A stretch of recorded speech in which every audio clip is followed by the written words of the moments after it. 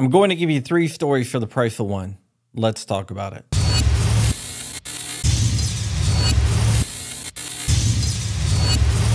What's up, Wolverines, and welcome back to the channel. This is my new AR-10 by F1 Firearms.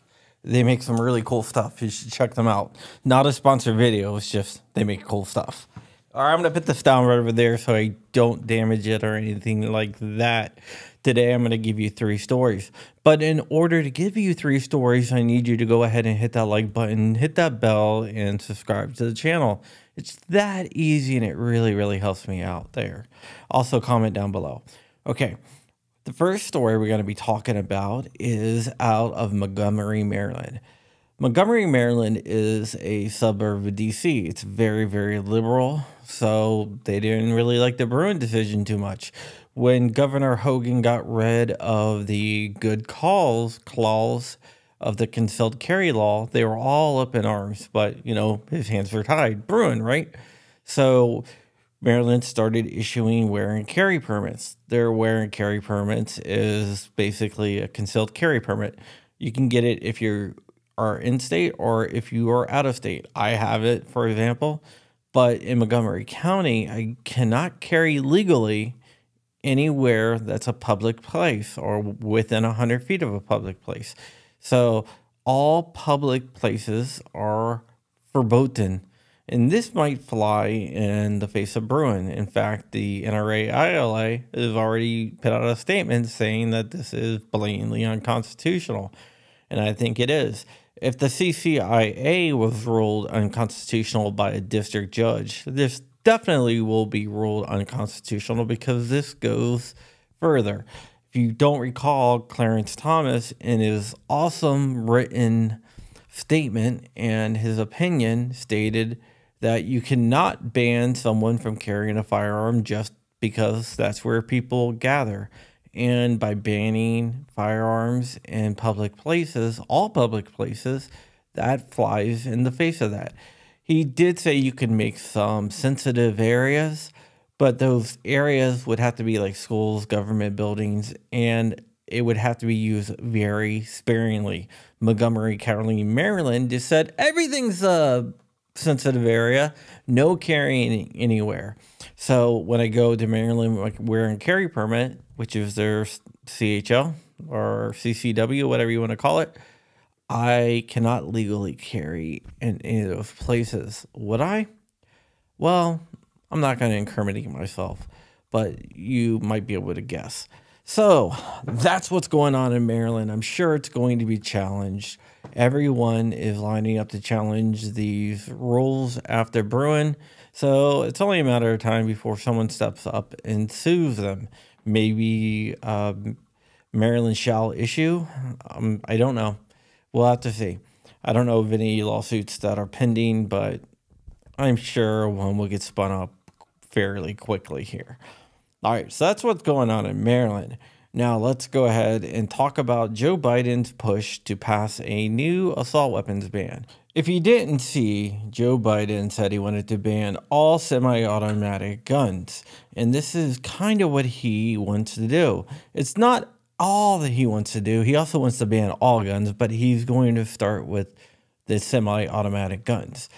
Marjorie Taylor Greene and him got into a little tiff about the whole entire banning of semi-automatic gun thing on Twitter, where Marjorie Taylor Greene said he didn't know anything about guns. The White House came back and said, this is exactly why we need to pass new gun regulations. But it was kind of interesting. Right now, Congress is in what's called a lame duck session. The lame duck session is where there is a gap between the elections and the new term of Congress, where a bunch of people are going to be hitting the road there and getting replaced. The Republicans are going to have control of the House, which is a good thing, and they might actually have control of the Senate, but we will see in a few days. So the Republicans with the control of the House can block any type of new gun regulations. All they have to do is table anything and not let it come up for a vote. Democrats did that while they were in power with things they didn't like, and Republicans are going to do it with things they don't like. Right now, it looks like Joe Biden does not have the votes to get it passed, even though there are some Republicans like Fitzpatrick out of Pennsylvania that would vote for an assault weapons ban or any type of gun ban, because Fitzpatrick is a anti-gun grabber type guy. But right now they don't have the votes. So I don't see it passing, but that doesn't mean we have to let up. We should keep the pressure on, because the other side is going to keep the pressure on to get something passed. So if we can out pressure them, then we can definitely block any type of assault weapons ban or any type of anti-gun legislation going through Congress. We just have to hold out for a few more months until Republicans get in power. I'm not saying that will stop all gun control, but it will stop the majority of gun control. But we still have to put a lot of pressure on them, because remember, the Bipartisan Safer Communities Act was voted on by 15 Republicans that voted to pass it. So just because Republicans are in power does not mean that we are safe from anti-gun regulations.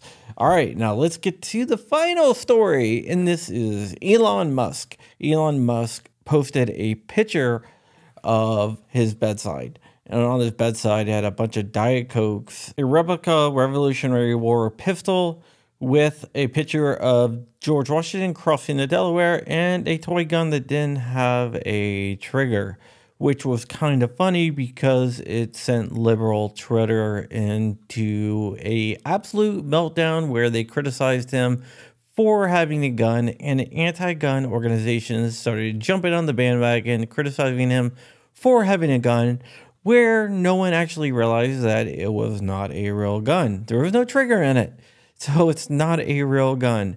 I think he did it just to troll them. He is the richest man in the world, but he is one of the biggest trolls in the world too. So I think it's kind of funny that he did that, and it shows how they jump to conclusions without actually looking at stuff, because they have no idea when it comes to firearms what they are talking about. All right, guys, I hope you have a wonderful week. It is Monday after a long holiday, and I wish I was still on holiday, but I am back at it, and so are a lot of you guys. I love you very much. Stay ever vigilant. Stay ever free. I don't have my sponsor anymore because you guys didn't like them, so they're gone. But you can help me out by going to my locals at johncrump.locals.com.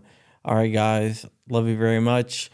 By the way, the shirt comes from the Underground Gun Club. The Underground Gun Club is something that you don't know about because it's underground. Get it? No, actually, if you go to MMA.tv, you can find it there.